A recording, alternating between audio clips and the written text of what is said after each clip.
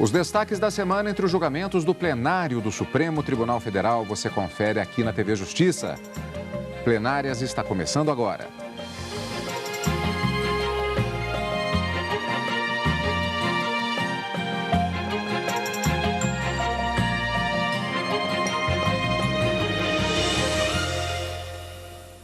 Hoje, com os principais momentos das sessões que abriram os trabalhos do mês de outubro de 2013, ou seja, os dias 2 e 3, respectivamente, quarta e quinta-feira. Karina, tivemos vários processos em perspectiva de julgamento, mas, na verdade, nós tivemos o aprofundamento em diversas questões, inclusive rendendo debates jurídicos interessantes, sobre questão administrativa, questão penal. Nós tivemos uma semana bastante produtiva no plenário do Supremo Tribunal Federal, com a conclusão de uma ação penal contra um deputado federal, o julgamento, o início, pelo menos, de julgamentos, para saber se os magistrados têm ou não o direito que os membros do Ministério Público têm sobre o auxílio à alimentação, matéria processual acerca da sistemática da repercussão também foi um tema esclarecedor no plenário essa semana, habeas corpus e a incompetência do Supremo para julgar habeas corpus preventivo contra o delegado da Polícia Federal aqui no Brasil, chefe da Interpol, enfim, uma semana em que os debates giraram em torno do direito constitucional e que foram bastante proveitosos. Bom, então vamos, como sempre, fatiar os temas da semana, começando com a sessão plenária da quarta-feira. Naquela sessão foi suspenso o julgamento no Supremo Tribunal Federal sobre auxílio alimentação de magistrados. Antes, os ministros analisaram um recurso sobre o reajuste do Vale Alimentação dos servidores do Estado. Na sessão desta quarta-feira, os ministros mantiveram a decisão sobre um pedido do governo do Rio Grande do Sul em relação a uma servidora pública que questionava o valor do reajuste do Vale Alimentação concedido aos servidores do Estado. Por unanimidade, a Corte aceitou parcialmente o recurso apenas para esclarecer que o tema, que tinha repercussão geral reconhecida, não discute matéria constitucional. Por isso, o plenário não analisou o caso. Dado provimento parcial ao recurso, decisão unânime, unanimidade também quanto à aplicação do artigo 543-B do Código de Processo Civil ao tema veiculado no recurso. A princípio, o relator do caso, o ministro Luiz Fux, havia negado provimento ao recurso. É matéria que está regulada pela legislação infraconstitucional e ao direito local e, por isso, é inadmissível o recurso extraordinário para o conhecimento desse tema. Então, entendo, senhor presidente, encaminho nesse sentido que, julgando e negando provimentos de embargo de declaração no mesmo ato, eu sugiro que se estabeleça que a atualização do Vale-Refeição é matéria atinente à legislação infraconstitucional, quiçá a legislação local, e, portanto, inadmissível a sua cognição em sede de recurso extraordinário. Essa restaria como sendo a tese da repercussão geral. O Estado gaúcho pediu que o tema fosse analisado pelo plenário da Corte, por entender que, uma vez reconhecida a repercussão geral da matéria, existia uma questão constitucional a ser debatida. Já a autora da ação alegava ofensa ao dispositivo da Constituição que proíbe a redução dos vencimentos de servidores. O TJ do Rio Grande do Sul afirmou que não poderia aumentar as despesas com pessoal sem lei específica, pois a medida é de competência do Executivo. Em outro caso, os ministros começaram a analisar uma ação de inconstitucionalidade da Ordem dos Advogados do Brasil, que pede a suspensão de resoluções do CNJ e do TJ de Pernambuco, que concederam aos magistrados o pagamento de auxílio alimentação. Para a OAB, a AGU e associações de magistrados, o direito não foi tratado por lei própria, como prevê a Constituição Federal, ofendendo a Carta Magna. O artigo 93 não estabeleceu em nenhum de seus dispositivos essa vantagem funcional. E o artigo 95, ao estabelecer as garantias da magistratura, só concedeu expressamente a irredutibilidade de subsídios. E, nesse aspecto, essa interpretação conjunta do artigo 93, do artigo 95, do parágrafo 4º do artigo 129 da Constituição, não permite que uma vantagem funcional seja estendida a uma categoria profissional por meio de uma interpretação de uma construção argumentativa, mas sim por meio de lei específica. Então, é apenas por essa premissa, pelo estabelecimento de uma vantagem por meio de resolução e não pela lei, que a Ordem dos Advogados vem à tribuna pedir a inconstitucionalidade. O relator, ministro Marco Aurélio, acatou os argumentos da OAB e declarou inconstitucional as duas resoluções. A simetria constitucional defendida, como abordado antes, não possui densidade normativa quanto à concessão de auxílio alimentação aos juízes, considerada disciplina legal exclusiva no tocante ao Ministério Público. É extremo de dúvidas que o Conselho Nacional de Justiça extrapolou de suas funções, editando ato normativo para o qual não foi autorizado, usurpando competência normativa do Congresso Nacional quanto aos juízes da esfera federal e das Assembleias Legislativas dos Estados relativamente aos estaduais, configurando-se também a inconstitucionalidade formal do primeiro ato impugnado. Pelas mesmas razões, a Resolução 311, de 1º de agosto de 2011, do Tribunal de Justiça do Estado de Pernambuco, que implicou o pagamento do auxílio alimentação aos juízes daquele Estado, contém idêntico vício de inconstitucionalidade, cabendo apenas à lei estadual dispor sobre o direito veiculado.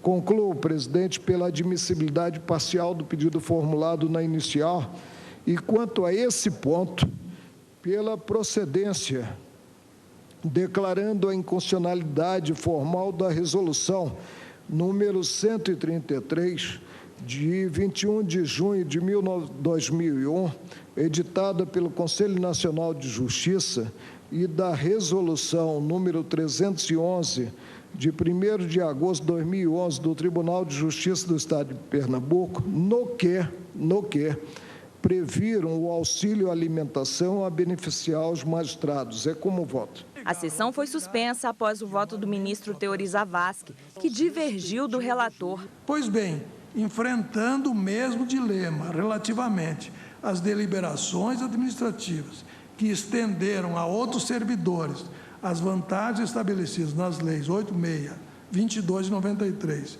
e 8627 de 93, o plenário do Supremo Tribunal Federal, por maioria de votos, afirmou a legitimidade dos atos questionados, ao entendimento nuclear de que eles, na verdade, não estavam propriamente criando vantagem nova, mas simplesmente atribuindo aos servidores não expressamente contemplados pela lei ordinária uma vantagem que, do ponto de vista constitucional, o legislador ordinário não lhes poderia ter negado, notadamente em face do princípio da isonomia. Isso decidiu o plenário no recurso de mandato de segurança 22.307, relator ministro Marco Aurélio, orientação que foi reafirmada por ambas as turmas do Supremo Tribunal Federal, primeiramente no recurso extraordinário 343.830, primeira turma, ministro Moreira Alves, e em seguida no recurso extraordinário 393.679, segunda turma, relatora ministra Ellen Grace. A hipótese dos autos é substancialmente a mesma. A resolução 133 do CNJ, pelo menos no que se refere ao reconhecimento do direito ao auxílio à alimentação, não tem natureza constitutiva, mas apenas declarativa, uma vez que essa vantagem de natureza indenizatória, reconhecida à universalidade dos trabalhadores e atribuídos a todos os servidores públicos, inclusive aos membros da magistratura, não poderia, sem ofensa ao devido tratamento simétrico, deixar de ser estendida aos integrantes da magistratura. Assim, a exemplo do que decidiu o Supremo nos citados precedentes, não se mostra, no meu entender, inconstitucional, nesse ponto, a resolução número 133, ainda mais considerando que se trata aqui de uma vantagem de caráter eminentemente indenizatório, como bem frisou o ministro Marco Aurélio. Meu voto, senhor presidente, é pela improcedência do pedido. A decisão ficou para daqui a 2 semanas. Bom, Karina, vale alimentação, auxílio alimentação, servidores do Estado do Rio Grande do Sul, magistrados, são temas aparentemente semelhantes, mas existem diferenças, inclusive em relação até aos... temos resultado, o outro ainda não. Nós temos, nesse caso do Vale Refeição, dos servidores do Rio Grande do Sul, tratava-se, na verdade, de um embargo de declaração no recurso extraordinário. Esse recurso extraordinário já foi analisado pelo plenário do Supremo Tribunal Federal e, no momento em que analisado, os ministros decidiram que, apesar de ter sido reconhecida a repercussão geral do tema no plenário virtual, no dia do julgamento físico, no plenário físico do Supremo Tribunal Federal, os ministros entenderam que essa discussão sobre o valor do reajuste do vale-refeição no âmbito do Estado tratava-se de matéria infraconstitucional, ou seja, não se trata de matéria constitucional eminentemente passível de ser analisada pelo Supremo Tribunal Federal. E com isso sequer conheceram do recurso extraordinário. E aí, indignados, vieram os embargos de declaração para tentar, mais uma vez, que esse recurso extraordinário fosse julgado, portanto, implicando um efeito infringente nesse embargo de declaração. Mas os ministros reafirmaram o entendimento de que essa matéria acabado dando provimento parcial aos embargos de declaração apenas para esclarecer e dizer que esse tema, reajuste, o valor do reajuste do vale-refeição, não é matéria constitucional e que, portanto, o plenário do Supremo Tribunal Federal não irá se debruçar sobre esse tema. E ainda afirmou que, mesmo havendo um reconhecimento de repercussão geral pelo plenário virtual, esse reconhecimento, mais uma vez, essa discussão pode ser afastada no plenário físico do Supremo Tribunal Federal, porque isso faz parte do julgamento do recurso extraordinário. Então, haveria ainda outros requisitos para se admitir esse recurso extraordinário que seriam enfrentados no plenário físico e a repercussão também poderia ser discutida. Então, não há vamos dizer assim, uma vinculação obrigatória entre o reconhecimento de uma matéria como de repercussão geral pelo plenário virtual e o reconhecimento da repercussão geral no plenário físico. Isso não estaria vinculado, foi isso que se assentou na quarta-feira no julgamento pelo plenário do Supremo Tribunal Federal. E também em relação ao auxílio alimentação dos magistrados, aqui a discussão era acerca da possibilidade da extensão desse benefício para os magistrados, uma vez que existe essa previsão para os membros do Ministério Público. Então, aqui o que se discute é se uma resolução do Conselho Nacional de Justiça e uma resolução também do Tribunal de Justiça do Estado do Pernambuco, que prevê esse auxílio alimentação para os magistrados, ela estaria de acordo com a Constituição ou não. A alegação principal da OAB é que esse auxílio alimentação para a magistratura deveria ser efetivado ou concretizado por meio de lei, uma lei federal, e não por meio de uma resolução do CNJ. O ministro Marco Aurélio deu parcial provimento à ação direta por entender que a OAB tinha sentido o que a OAB falava e que precisaria, sim, de uma lei federal. Mas o ministro Teori Zavascki, que votou logo em seguida, entendeu que a matéria era absolutamente administrativa e que não havia qualquer inconstitucionalidade. Como vimos, o julgamento foi suspenso para ser retomada nas próximas sessões. Vamos aguardar o final para saber efetivamente se as resoluções, tanto do CNJ como do Tribunal de Justiça do Estado do Pernambuco, vai prevalecer e os magistrados continuarão a perceber esse auxílio alimentação. Com 2 posicionamentos básicos já manifestados no plenário do ministro relator Marco Aurélio e a divergência aberta pelo ministro Teori Zavascki. 2 recursos que questionam a lei de contravenções penais voltaram à pauta de julgamento no plenário do Supremo Tribunal Federal nesta quinta-feira. Antes de rever como foi a sessão, vamos conferir do que se tratavam estas ações quando elas chegaram ao Supremo Tribunal Federal. A decisão do Tribunal de Justiça do Rio Grande do Sul condenou 2 homens com base no artigo 25 da Lei de Contravenção Penal.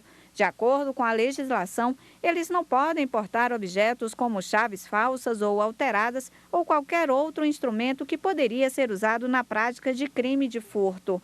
Os autores dos recursos afirmam que o artigo da lei viola a Constituição Federal porque discrimina pessoas condenadas por delitos de furto ou de roubo e ainda os mendigos.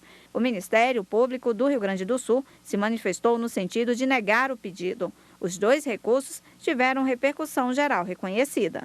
Pois é, como terá sido a decisão dos ministros nestes processos? Nós vamos ver já, porque agora vamos rever que na sessão de quinta-feira ainda, os ministros do STF absolveram um deputado federal que era acusado de fazer propaganda eleitoral indevida em uma rádio no dia da eleição. Para os magistrados, para os ministros do STF, a conduta do parlamentar não pôde ser considerada como criminosa. Em um outro caso, os ministros decidiram que não é competência da Corte julgar um pedido de habeas corpus preventivo de um homem condenado pela justiça norte-americana. Vamos ver. Na sessão desta quinta-feira, os ministros do Supremo decidiram que o habeas corpus proposto por um equatoriano naturalizado brasileiro não pode ser julgado pela Corte. O equatoriano pedia um salvo-conduto porque sabia da decretação da prisão dele nos Estados Unidos e que a autoridade no Brasil que poderia cumprir a ordem seria o delegado da Polícia Federal e chefe da Interpol no Brasil. A relatora, ministra Carmen Lúcia, acompanhada pelos demais ministros, entendeu que não é competência do Supremo julgar o caso. Eu trouxe em questão de ordem, presidente, primeiro porque Vossa Excelência invocou no despacho que determinou a distribuição e reconheceu a competência, precedentes também do plenário, anteriores em 6 anos ao que resolvemos. Também para solucionar de vez, porque há esse outro precedente de 2009. Eu estou encaminhando a questão de ordem no sentido de reconhecer, tal como votei em 2009, acompanhando o ministro Marco Aurélio, pela incompetência do Supremo Tribunal Federal e determinando a remessa dos autos a uma das varas federais da Seção Judiciária do Distrito Federal. E este é o encaminhamento da questão de ordem que faço. Os ministros negaram o pedido de condenação do Ministério Público, que denunciou Osiel Alves de Oliveira por fazer propaganda política em programa de rádio no dia da eleição. Entre os outros argumentos, a defesa alegou inépcia da denúncia e falta de provas. Correta é a conclusão da atipicidade da conduta. E é exatamente isso que eu estou aplicando no caso específico, dando também relevo ao fato de que consta que estavam presentes a esse ato um juiz e um promotor, que dariam depoimentos contundentes e isentos. E esse juiz e esse promotor não foram ouvidos.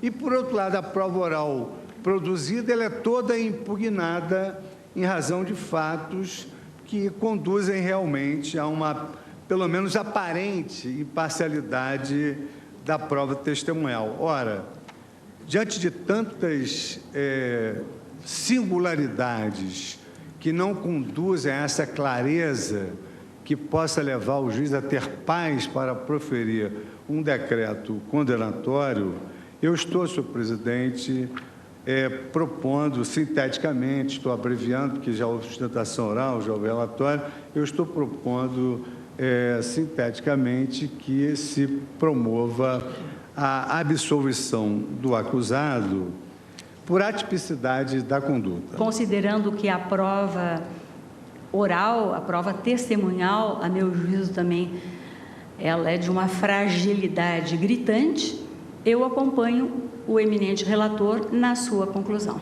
Os ministros Luiz Roberto Barroso e Teori Zavascki também entenderam que se tratou de pronunciamento padrão de candidato, que não atinge o livre exercício do voto. Eu considero que a conduta narrada na denúncia não atingiu o bem jurídico objeto da proteção penal, que é o livre exercício do voto. As declarações feitas pelo acusado certamente não podem ser caracterizadas como um instrumento criminoso de propaganda político-partidária, já que manifestamente desprovidas de qualquer aptidão para, por si só, persuadir, aliciar ou constranger os eleitores ouvintes da rádio local, a votarem em determinado candidato, em uma pessoa específica. Os ministros também deram provimento a 2 recursos contra acórdãos do Tribunal de Justiça do Rio Grande do Sul, que mantiveram a condenação dos acusados de acordo com a Lei das Contravenções Penais por portar um instrumento que normalmente é utilizado em furtos. A defesa alega que o artigo 25 da Lei de Contravenções Penais é discriminatório, já que proíbe que pessoas antes condenadas, vadios e mendigos, portem objetos como chaves falsas.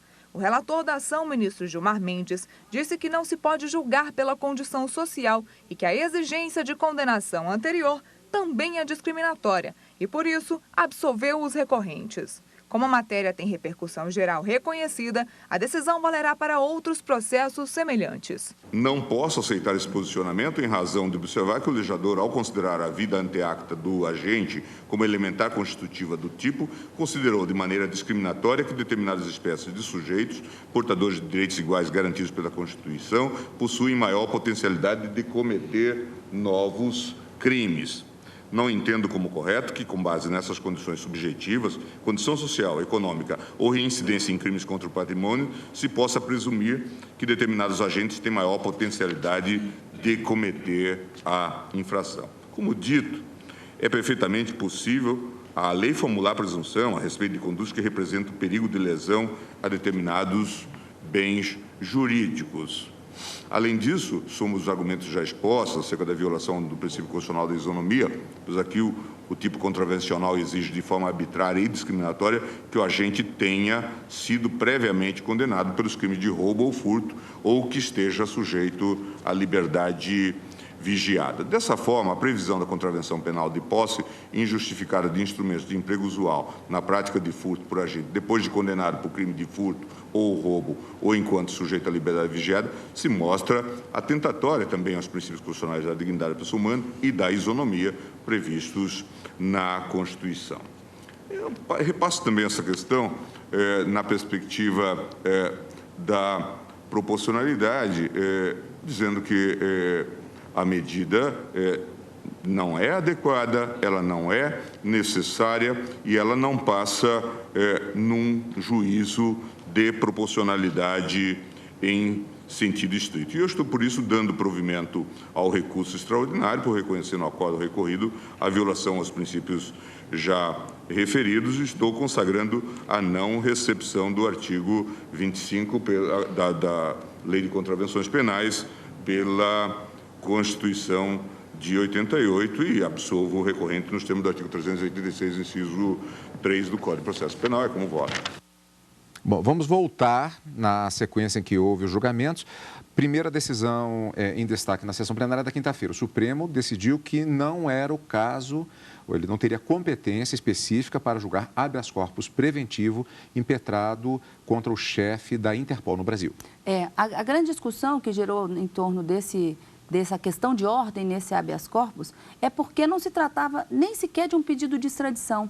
Então, embora haja uma decisão, uma ordem de prisão de outro estado para uma pessoa que se encontra no território brasileiro, somente uma autoridade brasileira poderia determinar essa prisão. E quando a gente tem um pedido de extradição que é de natureza originária aqui no Supremo, é uma ação que se processa e começa e termina no Supremo Tribunal Federal, nós temos uma decisão de um ministro que foi sorteado, né, o relator da extradição, ele determina a prisão desse extraditando para que durante o processo de extradição ele fique à disposição e, havendo um deferimento e uma entrega, ele seja colocado à disposição do Estado. Não era o caso.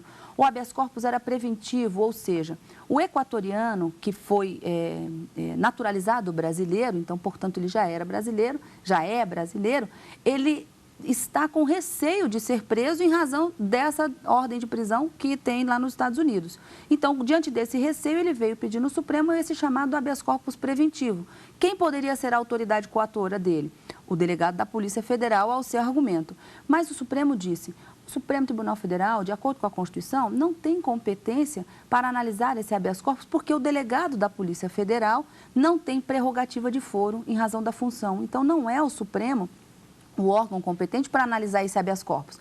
E, nesse sentido, a ministra Carmen Lúcia, relatora desse habeas corpus, entendeu, portanto, que seria a Justiça Federal, aqui do Distrito Federal, a vara ou a justiça competente para processar e julgar esse habeas corpus, e acabou declinando dessa competência que não existe na Constituição do Supremo Tribunal Federal. Foi um julgamento até um pouco rápido, mas vários assuntos acabaram girando em torno dessa seara. Não há uma extradição, não há uma decisão de prisão aqui no Brasil, é um habeas corpus preventivo e a competência Justiça Federal. No caso desse habeas corpus, vai ser encaminhado para a vara da Justiça Federal aqui do Distrito Federal. Bom, segundo destaque da quinta-feira, deputado federal Zé Oliveira, acusado de crime eleitoral na Bahia, ele foi absolvido. Nesse caso, os ministros acabaram se debatendo um pouco mais, foi um julgamento pela absolvição por maioria e ainda essa absolvição com fundamentos diferentes, mas resultando ao final na absolvição. Os ministros entenderam, a maioria pelo menos, de que a entrevista concedida à rádio no dia das eleições não teria o propósito previsto como crime, né, ou previsto como crime na lei das eleições e que por isso a conduta dele seria uma conduta atípica, ou seja, não seria uma conduta criminosa a concessão dessa entrevista no dia das eleições e do teor que foi.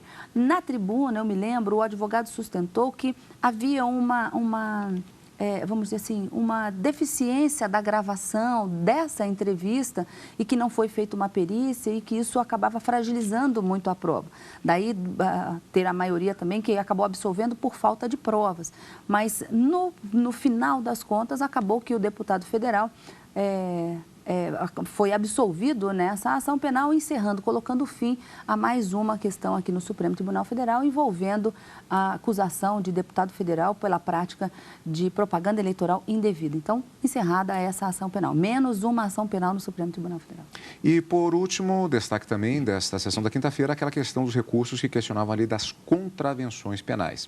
Esse, para mim, foi o julgamento, vamos dizer assim, da quarta e da quinta-feira, talvez o julgamento mais importante do Supremo, porque o Supremo acabou declarando como não recepcionado o artigo 25 da Lei das Contravenções Penais, que é uma lei de 1941, da época de uma ditadura em que o Brasil vivia. De acordo com esse artigo, mendigos e pessoas consideradas, né, mendigos ou vadios, de acordo com o artigo 25, e que fossem encontrados com instrumentos que podem ser utilizados para furtos e que já tivessem sido condenadas por crimes de furto ou roubo nessas condições, se elas não conseguissem justificar por que portavam esses instrumentos, né, chave micha, gazuas, enfim, instrumentos próprios para a prática do furto, elas poderiam ser enquadradas nessa contravenção penal. E, portanto, o ministro Gilmar Mendes, relator dos 2 recursos extraordinários, acabou entendendo que isso feria o princípio da igualdade porque daria um tratamento desigual a essas pessoas. Muito se discutiu sobre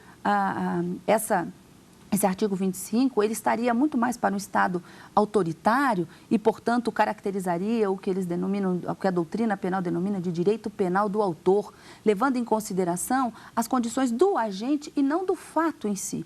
E que isso seria absolutamente incompatível com a democracia e o Estado democrático que se instituiu com a Constituição de 1988. E aí, por votação unânime, os ministros acabaram julgando procedente esses 2 recursos extraordinários. Esses recursos extraordinários têm repercussão reconhecida e, portanto, essa decisão vai valer para outras pessoas que ou cumprem pena ou que foram condenadas por essa contravenção penal, né? E que, portanto, os ministros acabaram absolvendo. Nesse caso, os 2 recorrentes, né, que já teriam sido condenados. Mas a decisão, tendo repercussão geral reconhecida, vale para outros casos em que as pessoas também teriam sido condenadas por essa contravenção. Uma coisa interessante é que aqui o controle de constitucionalidade feita acerca da lei das contravenções é dentro de um controle difuso de constitucionalidade.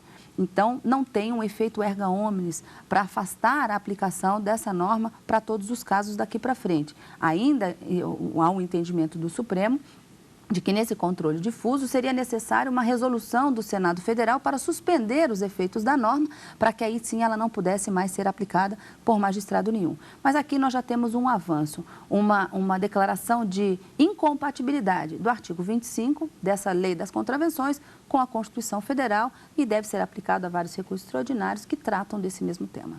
Destaques da semana no plenário do Supremo Tribunal Federal. Vamos ficando por aqui hoje. Na semana que vem, claro, temos encontro marcado já. Encontro marcado na quarta e na quinta-feira com o direto do plenário ao vivo e nos finais de semana com plenárias.